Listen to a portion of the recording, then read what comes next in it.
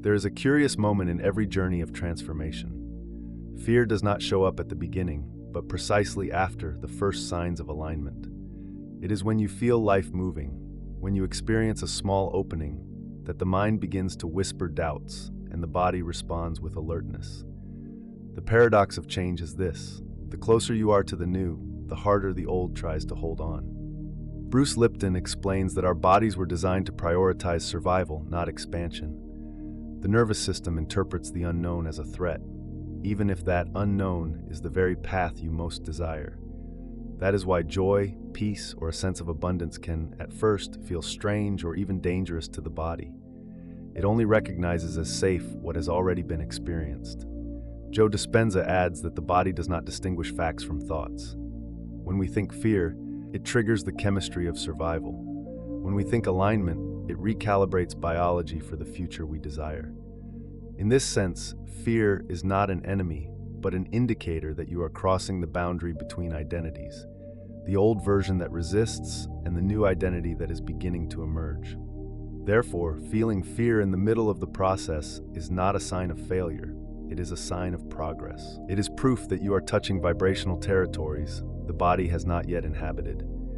The challenge is not to eliminate fear, but to learn to walk through it without losing alignment.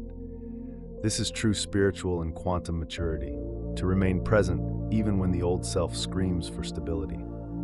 Fear rarely speaks of the future, it echoes the past. When you feel a tightness in your chest or a knot in your stomach before a new possibility, it is not what lies ahead that causes the reaction, but the memories of how you learned to survive until now.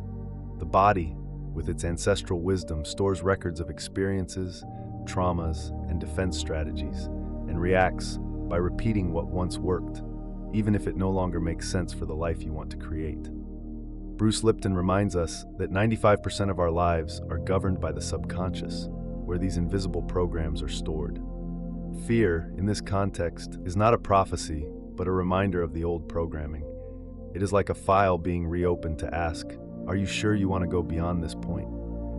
The body is not trying to punish you, only to confirm whether the new path is truly safe. Joe Dispenza reinforces that when we think of something different from what we are used to, the body, conditioned by old emotions, protests. It triggers physical reactions as if facing a real danger, when in fact what is at stake is only expansion. That is why, before a quantum leap, we may feel anxiety without apparent reason, because the body reacts to memory, not reality. Recognizing fear as an echo of the past is liberating. Instead of interpreting it as a sign of failure, we can understand it as confirmation that we are at the edge of the new. It is at this moment that the old self manifests most strongly, not to stop you, but to ask if you are ready to no longer live as before. The discomfort you feel in the process of change is not a sign of error, but of friction between identities. On one side stands the old version of you, the one that knows every defense pattern, every justification for staying in the comfort zone. On the other side, a quantum self begins to emerge, aligned with possibilities that have not yet become routine. The vibrational clash between these two states creates tensions that manifest as fear, doubt, or even physical symptoms. Bruce Lipton explains that our cells are programmed to preserve the coherence of what has already been learned. This means that even when the new path is healthier and more expansive, the body insists on keeping the old signature because it represents safety. This attachment is not rational, it is biological. The old presents itself as familiar, and the familiar is confused with safe. Joe Dispenza adds that in this state, the conscious mind wants to move forward, but the body, conditioned to the past, tries to pull it back. The result is the sensation of being divided, as if half of you were ready for the leap and the other half struggled to remain still. This friction is, paradoxically, the proof that change is underway. Instead of judging yourself for feeling this oscillation, you can see it as a sign of integration. The discomfort is not saying stop, it is saying you are between worlds. This awareness helps you move through the friction without yielding to the old, allowing the new identity to gain strength until the tension dissolves naturally. Many believe that feeling fear or discomfort means they have lost alignment, as if the simple presence of these emotions were proof of failure. This is the invisible error of regression. It is not fear that derails us, but the mistaken interpretation we give to it. By confusing a transition signal with a warning of real danger, many people retreat, return to old habits, and reinforce the old identity precisely when they were on the verge of a breakthrough. Bruce Lipton reminds us that biology responds to perception even before the fact. If we interpret fear as a threat, the body activates the chemistry of survival and interrupts the process of expansion. But if we understand fear as a natural part of the passage, that same biology can be trained to see the unknown not as a risk, but as a field of possibilities. Joe Dispenza points out that at this stage, the conscious mind and the unconscious body engage in a silent battle. The body demands repetition, the mind craves novelty. Giving in to discomfort and turning back is what reinforces the old programming. Remaining present, despite the unease, is what teaches the body that the new is also safe. The real mistake, therefore, is not feeling fear, but giving up in front of it. Every time you interpret that signal as evidence of expansion and not of failure, you remain in the quantum flow. The difference between regressing and advancing does not lie in the absence of fear, but in how you choose to read it. Transformation happens at the meeting point between two worlds, biology and consciousness. Biology, shaped by millions of years of survival, seeks predictability, repetition, and safety. It interprets any change as a risk because it assumes the unknown could threaten life's continuity. Consciousness, however, is driven by expansion. It longs to explore, create, and access dimensions beyond what has already been experienced. Bruce Lipton explains that our cells are constantly capturing signals from the environment, adjusting their genetic expression based on the perception of threat or safety. This means that when we choose to see the new as fertile ground rather than danger, not only does the mind shift, but the body also reprograms its biological response. The conflict is not in the existence of fear, but in how we translate the signals we receive. Joe Dispenza adds that when consciousness projects a vision of the future, the body initially protests because it does not recognize this new frequency as familiar.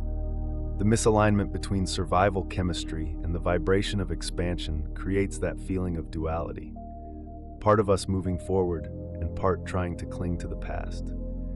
This clash is not failure, but fertile ground for true transformation. It is precisely within this tension between biology and consciousness that the quantum leap occurs. When we teach the body through breath, presence, and the repetition of new emotional states, that joy, abundance, and peace are also safe, biology aligns with consciousness.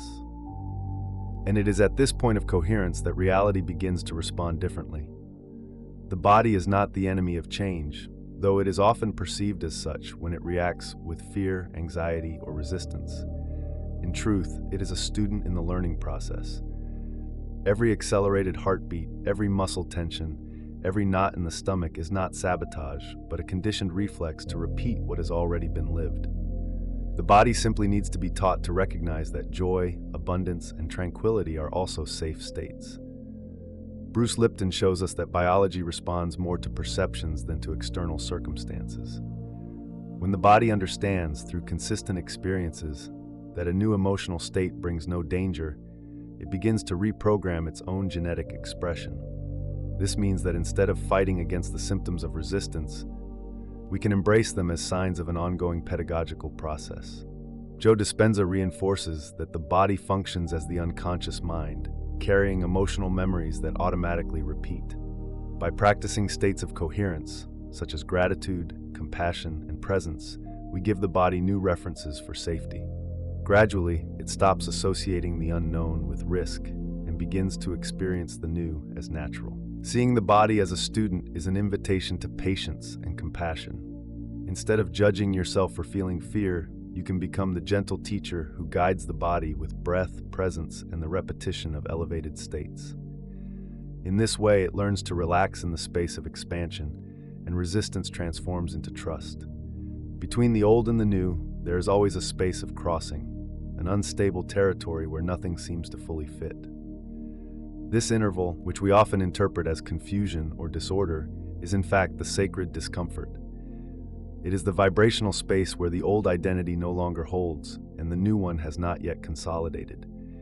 It is like standing on a bridge. You are no longer at the starting point, but you have not yet reached the destination. Bruce Lipton explains that biology tends to resist this void because the body prefers familiar structures. Yet it is precisely in this suspension that new genetic and energetic possibilities can emerge. The body feels insecure because it no longer has its old references, but it is within this unraveling that fertile ground for transformation opens. Joe Dispenza emphasizes that, in this state, the rational mind becomes desperate for proof and tries to accelerate the process, but the quantum field responds better to silence than to urgency. It is in this vibrational emptiness that reorganization happens. The old energy dissolves, and a new frequency begins to stabilize even before external reality shows any visible sign. Sacred discomfort, therefore, is not an obstacle, but a portal. It asks for patience, trust, and surrender. Accepting this feeling of instability is accepting that you are at the exact point where the leap is preparing itself. It is in the void that the new identity germinates, and it is in discomfort that expansion finds passage. Fear, when looked at closely, is not an enemy but raw data.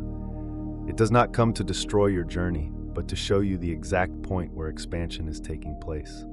Every shiver, every insecurity, every doubt is like a mark on the vibrational map, indicating this is where transformation begins. If you learn to read it this way, fear ceases to be a blockage and becomes a compass. Bruce Lipton reminds us that our cells are always interpreting signals of threat or safety. Fear arises because, to biology, stepping out of a known pattern is interpreted as risk. But when you reframe this signal, the body can learn that it is not danger, but opportunity. In this way, the same impulse that once closed doors begins to open new paths of perception and response. Joe Dispenza adds that the body reacts to thought as if it were reality. If we think fear and interpret it as threat, we dive into the chemistry of survival. But if we think fear and choose to see it as information, the chemistry changes. There is no need for fight or flight, only observation. This inner repositioning makes the energy once spent on resistance convert into clarity and presence. Fear, therefore, can be read as a report of the change process. It indicates which layers of the old self still need attention and where the new is already pressing to be born. Instead of running away from it, you can listen. Instead of repressing it, you can embrace it. And in this attentive listening, raw data transforms into a map of expansion. The quantum leap does not require you to erase or reject parts of who you have been until now. It asks for integration. The shadow, those fragments of pain, fear, and defense, does not need to be eliminated but welcomed and transformed into an ally. What we resist tends to repeat. What we accept reorganizes itself into something new. Integrating the shadow is recognizing that even the aspects we judge as fragile were survival strategies that brought us here. Bruce Lipton explains that emotional memories remain stored in the body, shaping automatic responses. When we deny or repress these memories, we unconsciously reinforce the pattern. By integrating them, however, we send a new message to the body. This is also safe to feel. This act of acceptance alters cellular perception, allowing biology to open itself to new programs of expansion. Joe Dispenza adds that consciousness does not evolve by moving away from the shadow, but by illuminating it with presence. By observing dense thoughts and emotions without judgment, you cease to be hostage to them. This witness space dissolves the power of the automatic and offers the body a different experience, that of remaining stable even in the face of what once provoked flight or defense. Integrating the shadow is an act of spiritual maturity. It is recognizing that there are no parts of you that need to be banished, only acknowledged and reframed. When this happens, the energy once trapped in internal battles is released, becoming fuel for the new. The quantum leap strengthens not by what we reject, but by what we have the courage to include in our light. The true key to moving through fear is not to defeat it, but to regulate it. This regulation is not a mechanical technique, but a form of daily devotion, an intimate commitment to your own body, teaching it, little by little, that expansion is also safe. When the breath slows down, when attention rests in the present, when compassion embraces even the most restless parts, the nervous system receives the message that there is no danger, only life unfolding. Bruce Lipton shows that by altering inner perception, we modify the biological response. Instead of living under constant survival mode activation, we can create, through regulation, an inner field of trust. This shift is not only psychological, but genetic. The cells react to the new vibrational environment, opening space to express potentials that were once dormant. Joe Dispenza reinforces that when we regulate the body through simple practices, conscious breathing, meditation, moments of pause, we offer the subconscious new references. Little by little, the body learns to associate elevated states, such as joy and gratitude, with sensations of safety. Thus, what once triggered fear begins to be interpreted as natural expansion. Treating regulation as devotion is transforming the process of change into a daily spiritual practice. It is not about fighting fear, but guiding it with patience and consistency until the body becomes an ally. In this space of care, energy is no longer consumed by defense, but begins to nourish conscious creation. Visualizing the future is only the first stage of change. The real leap happens when you move from manifestation to embodiment. Manifesting is creating images, feeling emotions, and projecting intentions into the quantum field. Embodying is giving form to that state, living as if you already were the version of yourself you wish to become. It is at this point that the field stops responding to fragmented desires and begins to reflect the full coherence of your new identity. Bruce Lipton reminds us that biology follows inner perceptions. If you only imagine a new self but live, breathe, and decide as the old one, the body does not change. But when perception translates into coherent action, the cells receive the message that this new state is real. Biology reorganizes itself to sustain the identity that is already being embodied. Joe Dispenza adds that the conscious mind can visualize, but it is the body that must learn to sustain this future. When you act, speak, and move as someone already living the desired reality, the body ceases to be the brake and becomes living proof of change. This alignment is what generates the quantum collapse. Reality responds to the identity you embody, not the desire you repeat. From manifestation to embodiment, the leap happens in the moment you stop asking and begin being. Fear, once seen as an obstacle, becomes a sign that you are consolidating the new path at the deepest level. And at this point, it is no longer about creating the future. It is about inhabiting its frequency here and now. Remaining aligned is not the absence of fear, but the maturity to move through it without losing your center. The quantum flow does not ask for perfection, but constancy. Every time you breathe instead of regressing, every time you choose presence instead of defense, you anchor the timeline that is already available to you. Fear ceases to be a blockage and becomes the portal through which expansion happens. Bruce Lipton reminds us that the subconscious governs most of our lives. Reprogramming this field is teaching the body that what once seemed unknown is now safe.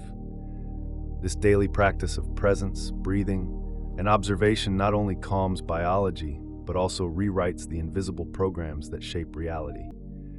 Neville Goddard reinforces that it is not fantasy that creates reality, but the embodiment of the new identity. Living as if you already were is the key that stabilizes the field, dissolving doubts and accelerating the collapse of possibilities into concrete experiences. The leap is not about waiting for something to happen. It is about becoming the living proof that it has already happened within you. Fear, therefore, is an invitation. It asks whether you are ready to sustain in your body what already exists in the field. With each conscious breath, you answer, yes. And this yes is what keeps the flow alive. It is what transforms insecurity into clarity, discomfort into expansion, and every moment into an opportunity to align with what has always been available.